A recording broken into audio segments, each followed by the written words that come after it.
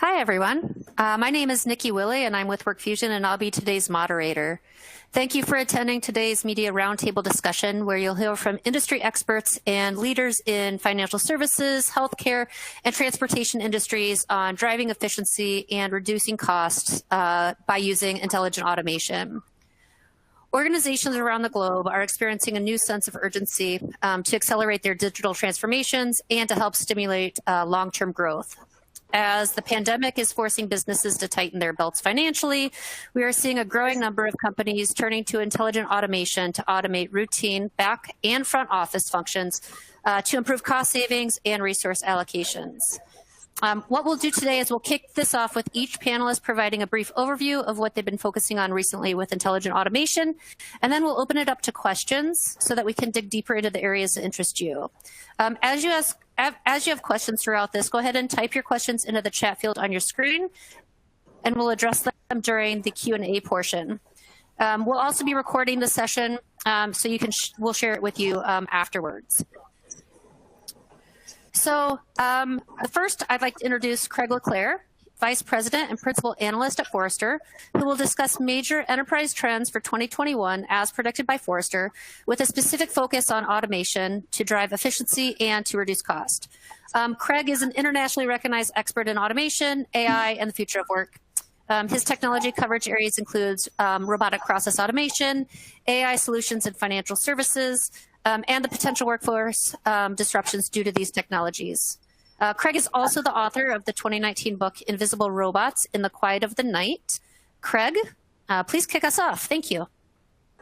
Yeah, great to be here. It's wonderful to talk to the media and to others about this, what's going on with automation and the future of work and the pandemic, obviously. I mean, so we've seen a lot of digital transformation in the last 3 months, 4 months now, more so than we've seen in the last 5 years.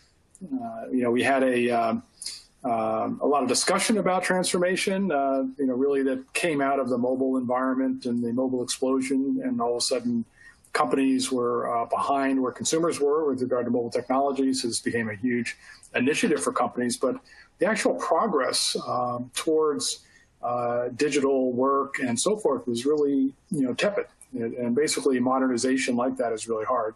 Then the pandemic hit and we hit this surge.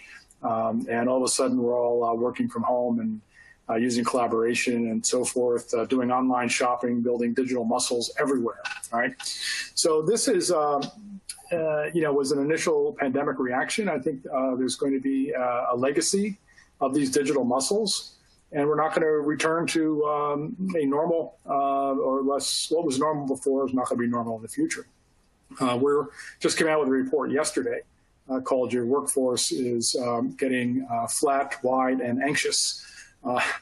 And the wide part is really that we're going to have our prediction in that report is 18 to 20 million workers will remain working at home post-pandemic. Yeah.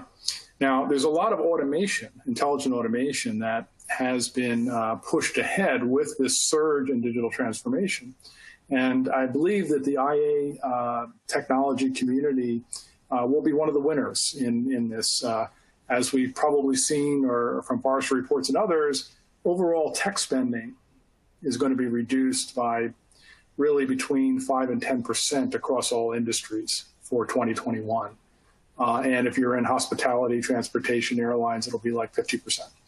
So we're going to have a significant headwind for software platforms relative to this lockdown, which is typical of any recession. The last 3, we've seen the same pattern. So we're going to have that. But there are certain categories of automation that are going to do better and accelerate during that period. And we think that intelligent automation, which is centered in RPA, intelligent automation is really grew from the surge in task automation, very simple automation that RPA provided, but has grown to include the more pragmatic aspects of AI and machine learning.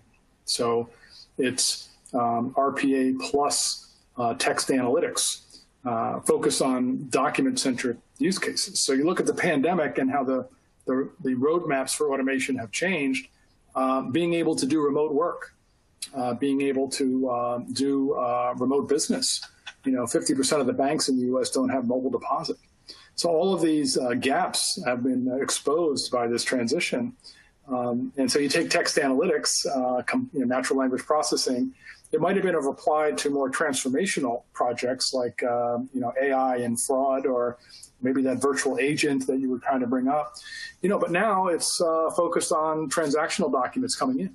So people can't go to offices and shuffle paper anymore. So you have to strip out the fields from emails and forms and contracts and documents and make sense of them. It's just one example of an area of automation that is going to really, really accelerate, with the pandemic. So that's a little bit of what intelligent automation is. It's actually 19 different software markets, and some of which are really top investment areas right now due to the pandemic. We've got to be able to support remote work in a different way. We're going to have these 18 to 20 million at work. We need a different way to manage them.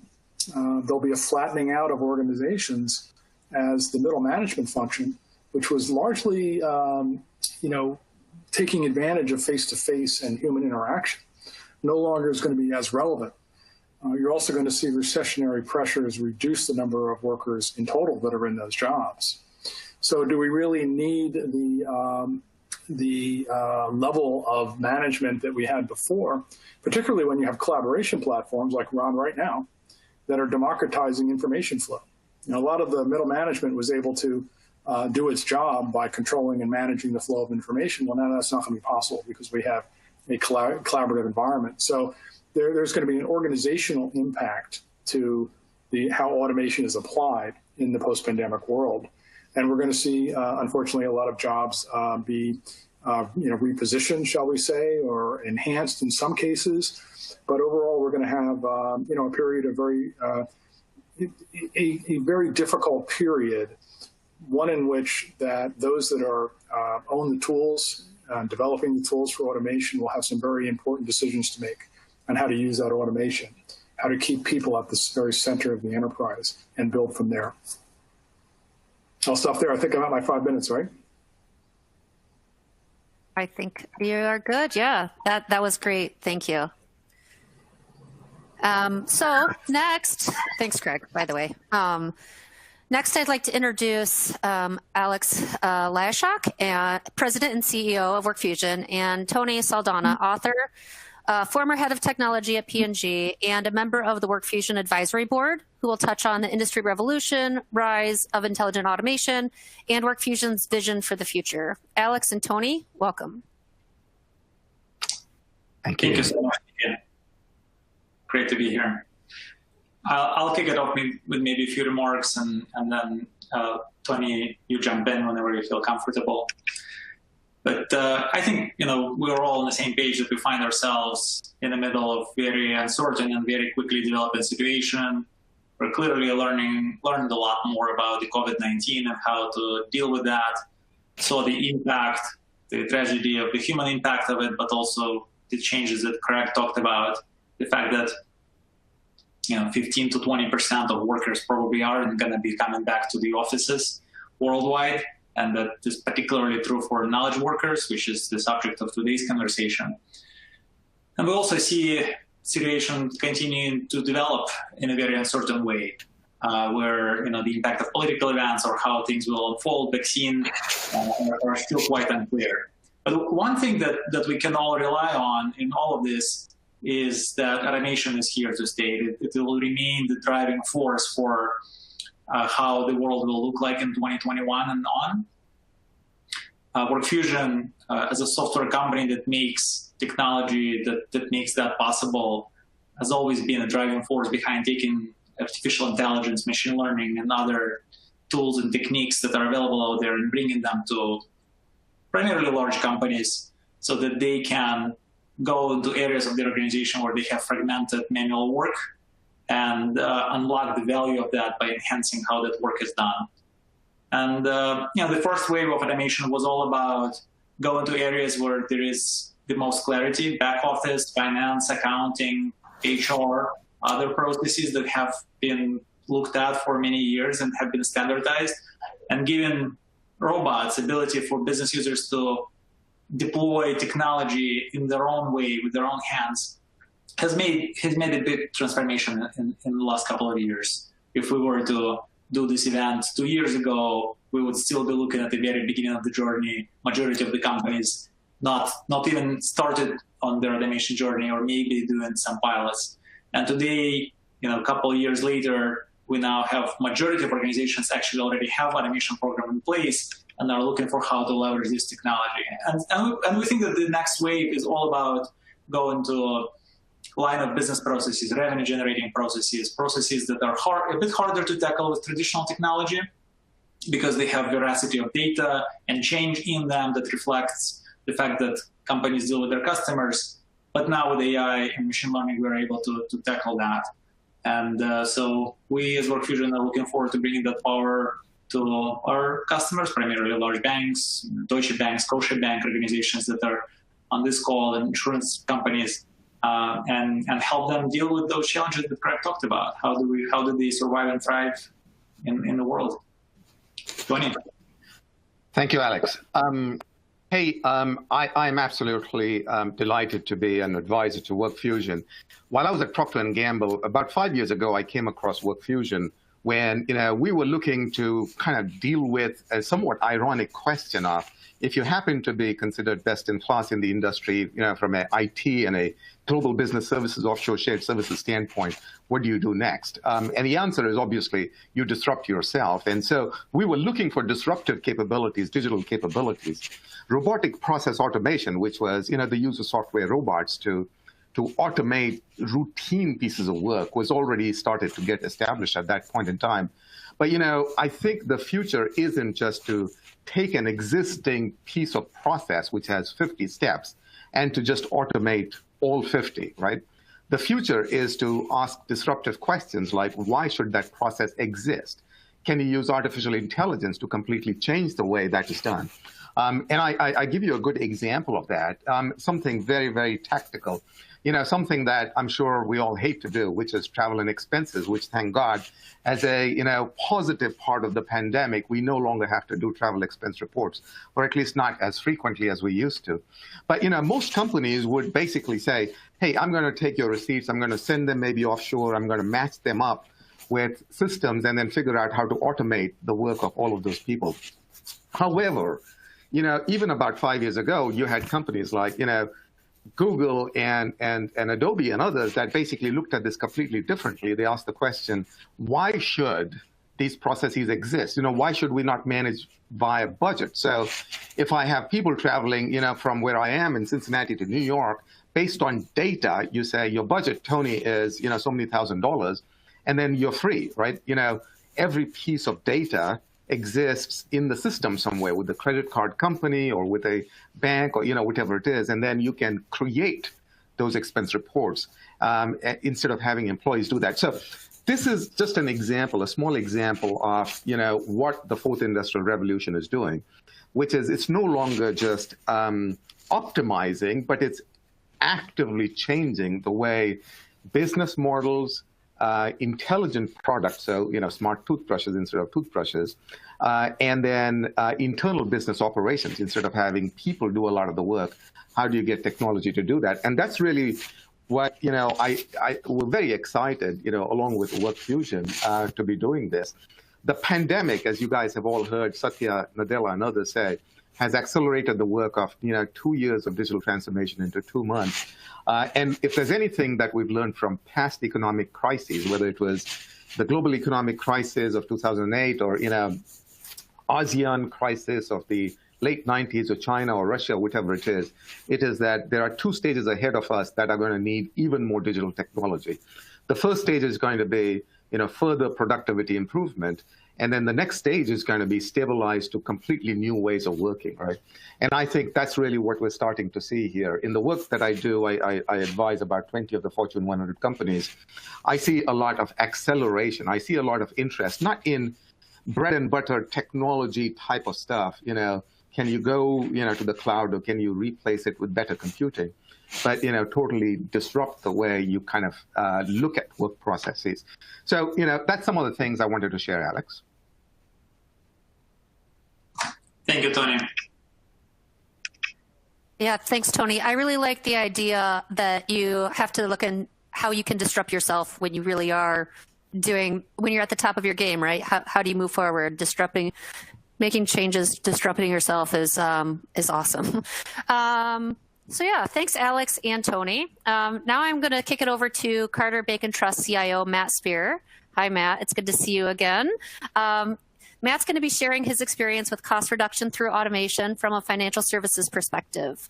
Matt, can you share a little bit more about Carter Bank's recent history with automation and how you've used intelligent automation to help navigate some of the challenges that we've encountered in the COVID-19 pandemic?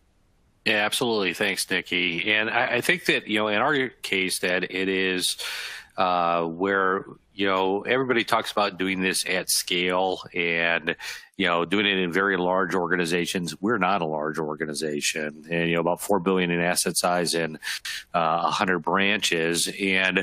But I think that it does prove out that any size organization can be highly effective by being creative in the way that they're thinking about automating processes and be able to leveraging, all the capabilities of a tool like this. So, what we did, of course, once we got the tool set up and running, we had kind of a backlog of use cases that we thought were appropriate for trying to automate. And for us, it's a mix of both things that, are labor intensive, that need to occur during the course of the day, as well as being able to do a lot of after hours functions where in the past we had a difficult time being able to staff things. And so with that, we were able to, at this point, I think we're just in our second year with WorkFusion, got over 209 use cases running every day. And, from a labor side, that easily we can say that we're saving about $2 million a year in labor arbitrage. And that's, we always kind of look at it at the base level of, what would it cost to take somebody that we, just kind of hired off the street and taught them how to do a process, and that's all they do all day.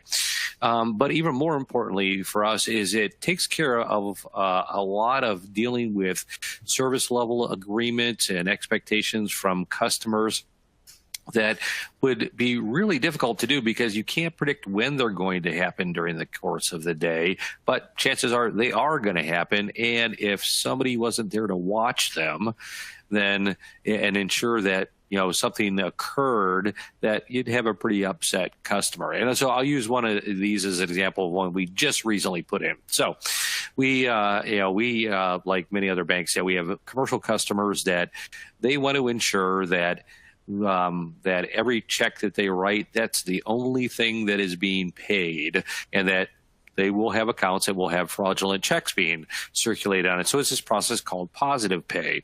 And so what that client is required to do is every day when they are, they're generating checks, that they create a file that has all the checks that they have written. So the check number, the amount, all the account that it's against, those kind of things. And then they submit it to us into a positive pay system. Well, they want to know, one, that was we actually received that and that we did something with it. So instead of having somebody watch for this inbound file and then go and take it into another system, that why not just automate it? It's a perfect case. So you have the task go out there and looking every 15 minutes for that file to exist on the secure file transfer system. If it exists, then goes and checks it for any errors before attempting to upload to the positive pay system, kicks out a notification to the client that it was received, and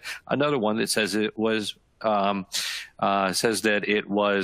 processed, and if there were any errors around that processing. And then at the end of the day, kicks them out yet another file that alerts both us internally that, okay, here's every file that processed, if there were any errors, and then also turns around and gives that summary to the client.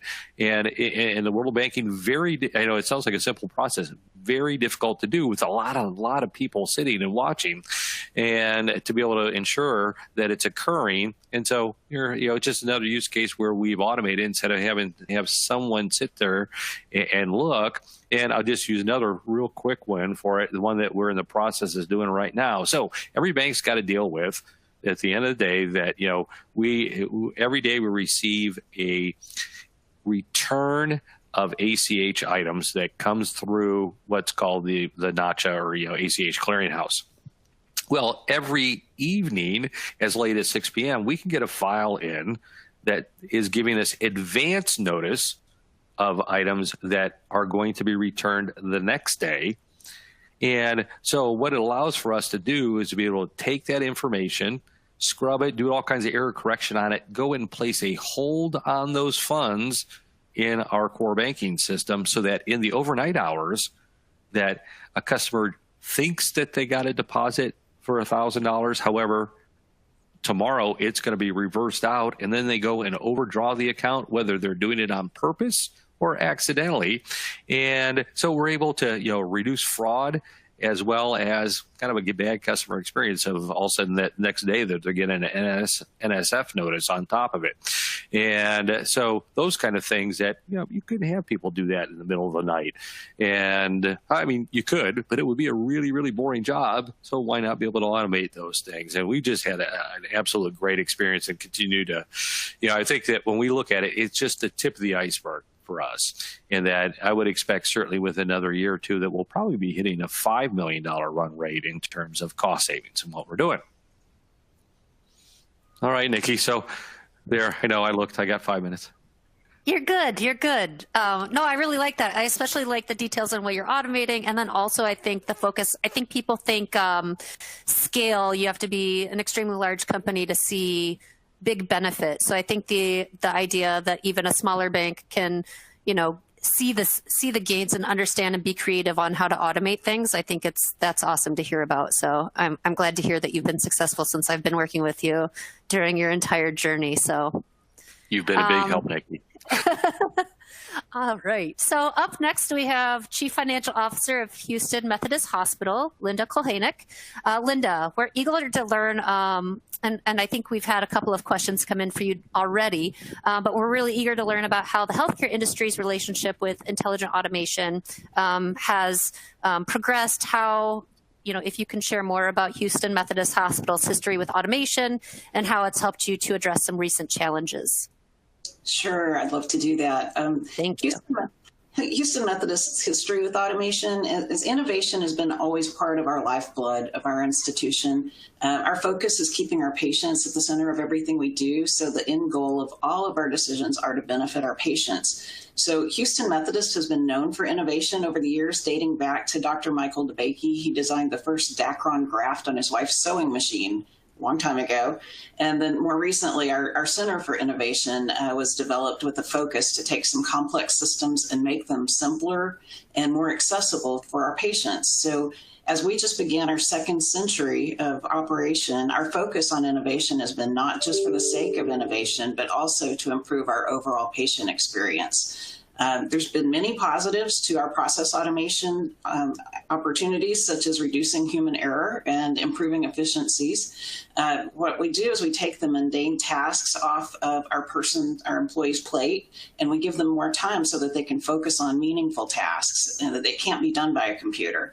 And it makes them more efficient and more effective, and we hope it's bringing more fulfillment in the work that they do for our patients. So one constant in our history is growth, and we continue to be able to grow exponentially and potentially not add quite as much overhead as we do that. So one of the business and technology challenges that we were seeking to address with automation was to have a positive impact on our productivity and freeing people from taking time to have to do repetitive tasks, so that they could dedicate their time to spend on more important tasks focused on our patients.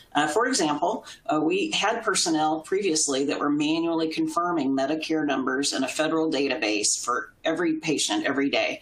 And now that process is automated, and those employees can spend their time on more important tasks. And this has never really been for us about replacing employees, but about making their jobs easier and more efficient. And the technology complements our employees, and it does not replace them. We're an organization that's focused on patients and employees, and we always have their best interests in mind. That being said, intelligent automation has been allowing us to cut costs. I'm glad to hear the 2-year history that we've had. We're running, it's only about 10 live bots, but they also are bringing us about $2 million in savings a year with our live bots. And we have a pipeline of about 100 ideas in the pipeline. And what we found is that we can implement significant improvements in quality while at the same time minimizing our labor costs. And RPA has meant to complement our employees' work, and it's meant our employees are getting digital capabilities that they didn't have before. So process automation alters the skill sets of the people that we hire for certain jobs, but we also still need the human touch in our hospital system. Machine learning and process automation has enhanced the skills of our existing employees, and it's allowed the digital workforce to help us focus on all the mundane and rote tasks that still need to be done without taking the time that it takes for a person to do it. And so there are estimates out there that 30 to 35% of the work that's done in a healthcare organization is administrative and waste, if you will, from a healthcare perspective. And RPA is just really beginning to touch the tip of the iceberg on that and assisting us with minimizing the time that our employees are spending on non-value added activities.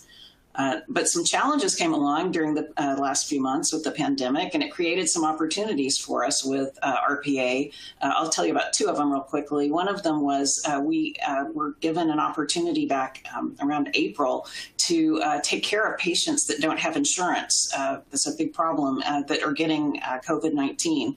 And we built a bot that allows us to bill HRSA, which is the Health Resources and Services Administration. It's a program that's been designed specifically to take care of testing and treatment for COVID patients. And we can bill and be paid for those services instead of it being completely charity. So that's been a big opportunity for us, and our WorkFusion bot has helped us with that. The other thing that we've been able to do because of COVID-19 specifically was surveillance testing on our staff and our physicians. We have a bot now that helps us to identify and register patients using our WorkFusion tools so that we don't have to add staff to do that work. So just looking at the future of healthcare and automation, I do see that these types of tools are going to help us in addressing our customers' new preferences that they've developed to have a fully touchless yet engaging consumer environment. And from online scheduling to remote monitoring, we are utilizing these tools where we can, where they don't get in the way of us interacting with our patients. Thanks, Linda. I really like that you focus on not just cutting costs, but making work better, being able to do those mundane things and finding benefits outside of just cost savings, right? Customer service makes a big difference. So thank you. Last but not least, we're going to hear from Polaris Transport's Chief Technology Officer, Dave Breckovich, who will touch on how his organization is streamlining operations and cutting costs through using intelligent automation. So Dave, what's Polaris's history with automation, and what were the challenges that you were originally seeking to address, and maybe additional challenges you've seen along the way? Thank you, Nikki and team. It was great to hear from the previous speakers as well. But similar in nature for automation, there were goals and challenges that we wanted to achieve. So Polaris Transportation Group is a cross-border and domestic over-the-road LTL carrier. Of course, many people depend on us to deliver their freight. And we also do long-term warehousing distribution services overall, and manage ground and air services as well. With that said, transportation has been, lagging in the degree of technology and process automation for a very long time. And one of the opportunities that we've seen together as an executive committee is we wanted to digitally transform ourselves by adding technology and allowing our people to improve their skill sets and move outside of the mundane process. And believe it or not, as much as banking, insurance, and healthcare, transportation is just full of documentation, loads and loads of it. I've been in all sectors, and this one is probably the most laden with administrative documents that need to flow. So we had many opportunities, and our goals was to optimize workflow efficiency pulling in unification, speed, accuracy, reducing some operating costs, and scalability was a big one. We wanted to gain visibility and intelligence where we didn't have it before, and we certainly wanted to improve overall improve customer and employee satisfaction. With that said, we had some very clear use cases. As Matt had identified, it's important to look at the use cases and manage them so that we could have success and utilize these tools, and it starts to become part of our DNA. We looked at intelligent document ingestion automation, specifically for our custom clearance and our order management. Some of the challenges we had or approached were slow turnaround times. We had a lot of clustering of different document types. As you can imagine, we manage all sorts of types of freight, so we do not have a consistent type of format that comes in from our customers. It is very various and changes quite often. Labor intensive, it was costly. We used a non-intelligent system to OCR the documents, but it required a lot of hand-holding and retouching. We had little to no visibility, and we had a lack of data quality. So those were kind of the key challenges. And as we pushed forward, we automated about 2.5 years ago those use cases, and we've certainly achieved, I think, more than what we thought we were going to achieve. It wasn't really about cutting labor costs. Ultimately, it was really lifting our employees' skill sets and moving them into different areas and modes of the business. And certainly these use cases provided that. So some of the things that we achieved as outcomes, and we were targeting, we were trying to be conservative. We looked at about 60% to automate the process flow for customs clearance, which is critical to our success in moving freight. We ended up achieving 80% automation straight through, and we call it straight through broker. And these packages now do not touch hands. So 80% of that documentation that flows either through email, we have well over 100 bots managing that front end and back end. And with that said, I think Matt mentioned about the 24/7. Bots you're not feeding, and you don't really have to manage them, but they do some extraordinary things.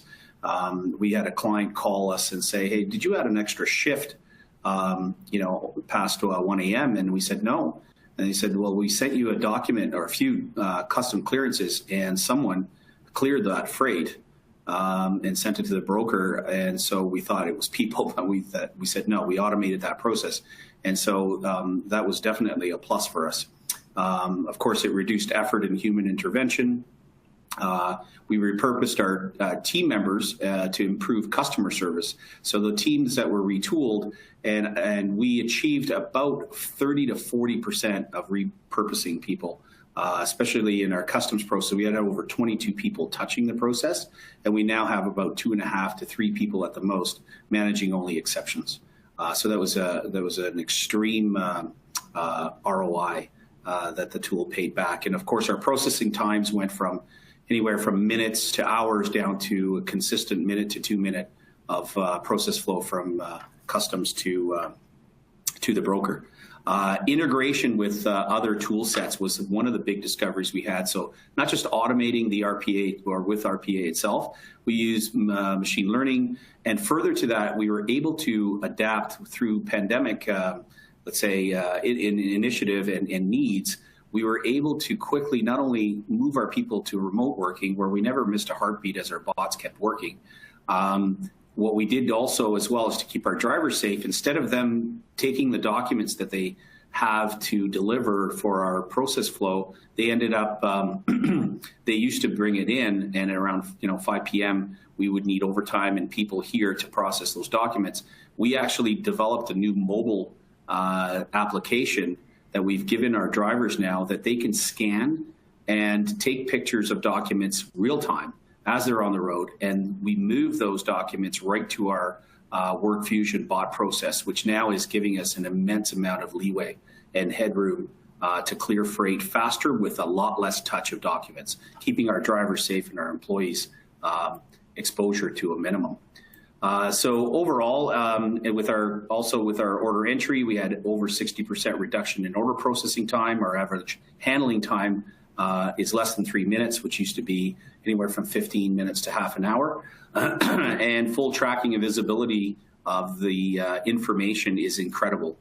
We use the control tower within WorkFusion, audits everything, and there's really no issues. I'm a facts-based person, so when a client has an issue, we can provide the facts very easily and quickly, and everything is documented and managed. So that was another great plus for us as well. So again, cost reduction was there, utilization of people, and moving them into a better skill set, and certainly giving us the adoption and process flow that we can now connect other tools. Like we have a Hyperledger blockchain as well that we're managing now, so a lot less touch, and really allowing the bots to do the mundane work, but really giving us the connection throughout all our business lines. So overall, summary of our benefits was straight-through processing, 80% achieved, accuracy of shipment clearances, 99.6%, and reduced average handling times anywhere from 40 to 70%, which was an incredible feat.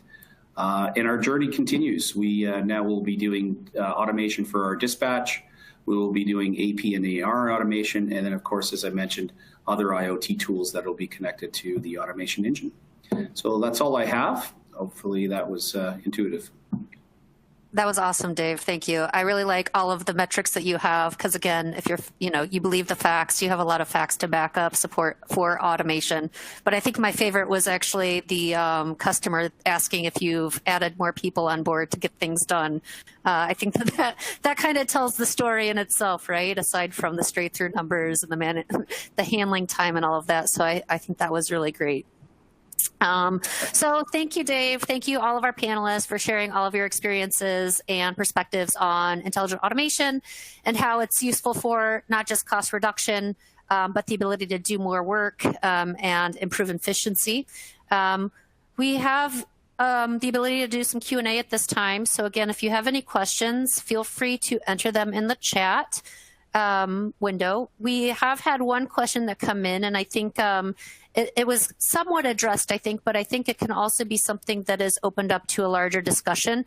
And I think that obviously the pandemic has a big role in things, but basically how has the pandemic affected the approach to digital tech investments and how it's changed your approach to your individual roles? Because I think, like Craig said, there's going to be a shift in technology spend due to the pandemic and everything that follows. So if anybody has some input on that question, that would be great.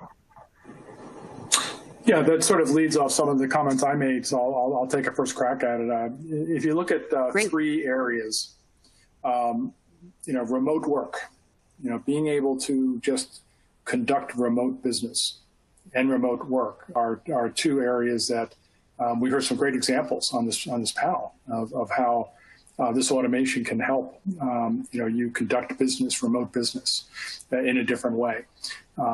Supporting remote workers in new ways are very, very, very important.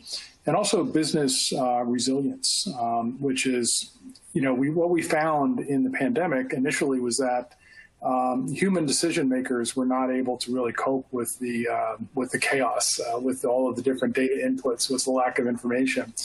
So we need to move to a more, essentially a more autonomous enterprise that can react more quickly to events.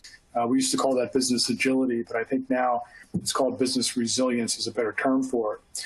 So it's not only, if you take a look at the supply chain area, and Polaris was great to hear, his use cases around the, customs to broker value stream, really. But, if you think of that area, there has to be more diversity in options for a supply chain, right? You need to not, build this very static but scalable supply chain with, very singular dependencies, because that is not able to deal with systemic risk. And the next one might be climate related. It might be another pandemic. So this automation can allow you to quickly diversify that supply chain by creating, bidding processes at various points it can provide alternatives for you. So providing this type of intelligent automation and analytics just to deal with the business continuity and resiliency. So I think those are the three areas: conducting remote business, supporting a growing remote workforce in a different way with that flattened view that I talked about, and being able to be more resilient, organization moving towards a more autonomous business. Great. Linda, I think that, I don't know if you have some input on this one, but I know that it was a question that was also kind of addressed towards health care environment. So. Yeah, no, absolutely. We did have to we didn't decrease our investment in technology. We certainly kind of had to reshift our priorities this year from what we had planned at budget time. We have a fiscal year as a calendar year. So right around month 3, we basically had to reshift what our strategy was going to be around investing in technology.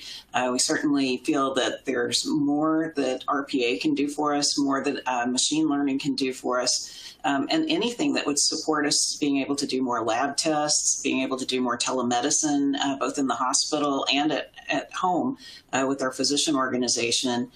So that did kind of shift our technology investments, but also really my role kind of shifted a little bit. I've been in healthcare for 32 years. So this year is the very first one in my career where we've had the opportunity to just basically start over in the middle of the year.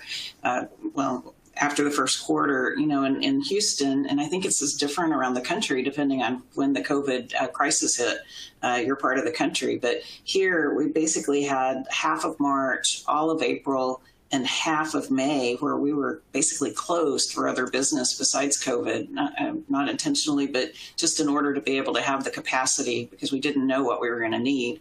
And then after April, we realized we could open things back up. In June, we had a really amazing month doing more of the elective scheduled type of work, our patients. And then once we got to July, that's when Houston really experienced the large COVID hit. And so we had about 3 times as many COVID patients as we had the month of June. So again, we had to shift back to less scheduled cases and more reacting to COVID patients. So I'd say July and August were the first 2 months of the year where we really figured out how to manage both the COVID and a non-COVID population and have them sit side by side in our hospital and manage our really it's our forecasting on what's going to happen, and not just the business, but also on the finance side. So it's shifted, a lot of the things that we did this year, but I think it accelerated quite a bit of our technology initiatives just because things that we mentally wouldn't have tried to take on before, we felt free to do. Thanks, Linda. That actually is interesting because it does regional differences. We're not always in the same phase of the pandemic, and what you're able to do really does depend on where you're located. So that was great. Thank you. Another question that we had come in, I'm not sure who wants to take this one, but we also, I think we've heard it about even on this one that, we can free up time from repetitive tasks. And so we hear a lot about people being able to learn higher value skills. So can anyone pinpoint some of the exact skills that maybe people are moving towards based on the rise of automation? I could, if you'd like. Oh, sorry. Go ahead. Dave Breckovich here. So one of our goals, and I'll be quick about it, but one of our goals was to definitely enhance skill sets of our people. Administratively, they've been doing for years and years of work, heads down on a keyboard, opening up multiple systems, updating Excel, Word documents, et cetera, and we also have an ERP system on the back end.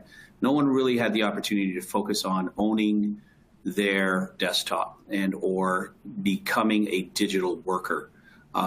Most people were falling behind because that's all they did, and they just managed, those tools or those certain tools and could not see the forest from the trees. So one of the things that we were able to do with RPA and utilizing the control tower and our API enterprise service bus that connects now all those systems, we have people now that actually go through one channel instead of 20.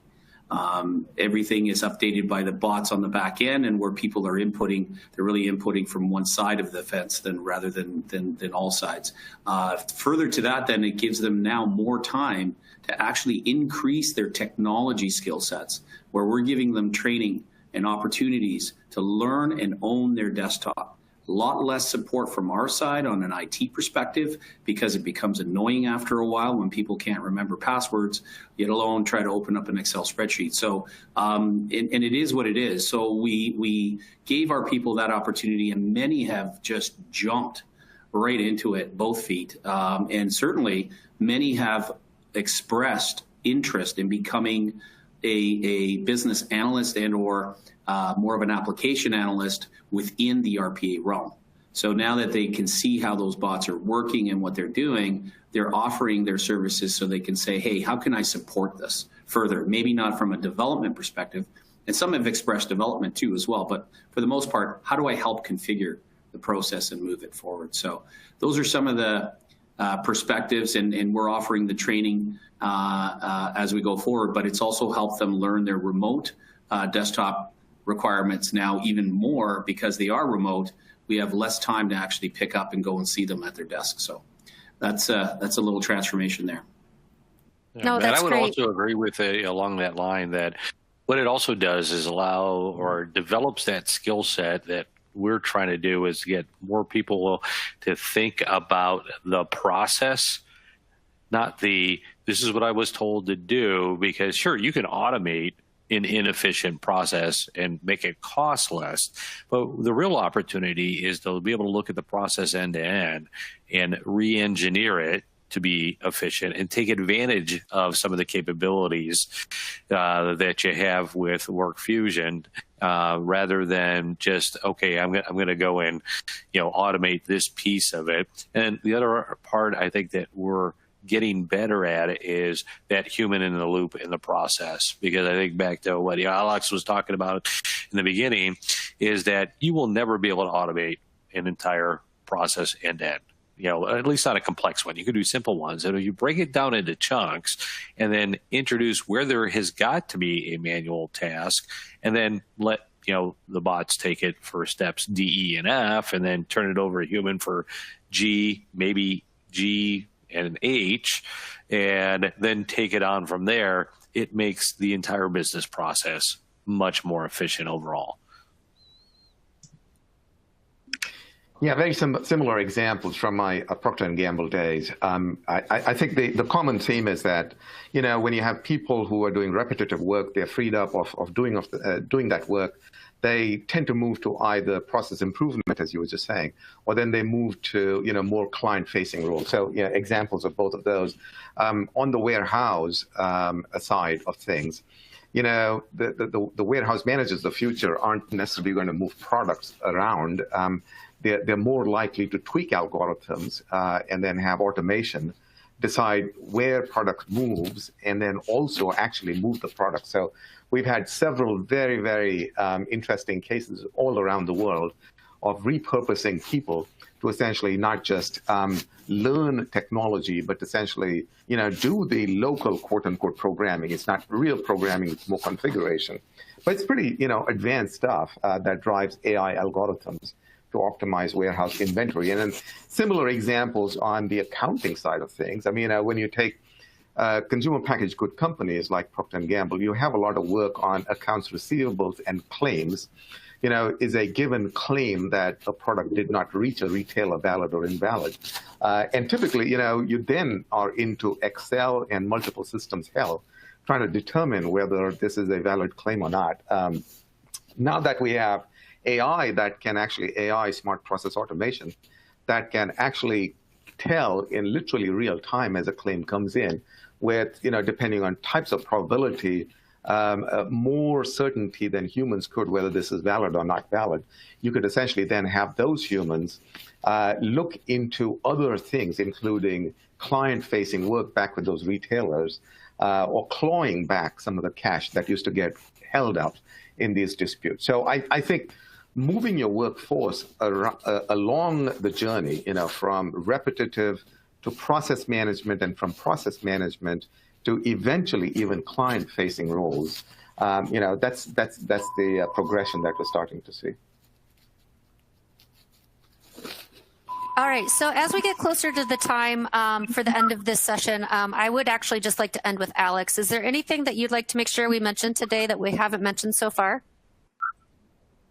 Yeah, I think, thank you, Nikki, for offering to make some remarks. I think the key here is that we have more and more organizations jumping into automation, and not everybody is successful. Right, so more than half, about 55% of companies are having success, but there is still a significant fraction of organizations out there who encounter obstacles that is difficult for them to overcome. And I think there's a couple of differences between companies who are successful and those who struggle. One is if the company starts automation program with this singular focus on cost and catching up to other competitors who are also doing automation, oftentimes that results in kind of them, how many bots do I have, and just implementing them for the sheer size of the footprint. Versus successful companies focus a lot more on making automation a strategic imperative in their planning process and weaving that into all of their initiatives, and ultimately focus more on middle and front office, and through that impact customers. So that's on how they approach, how successful companies approach. And second is number of skills and technologies have been mentioned, which I think sheds the light on where the work is going.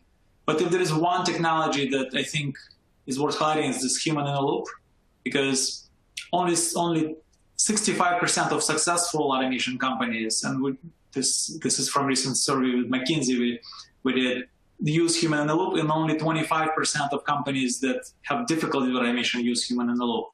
Primarily because if you don't put a bot and a human into one workflow together, you end up with the choice of either automating very simple pieces of work or doing so much redesign to completely remove the human from the process that the project becomes too large.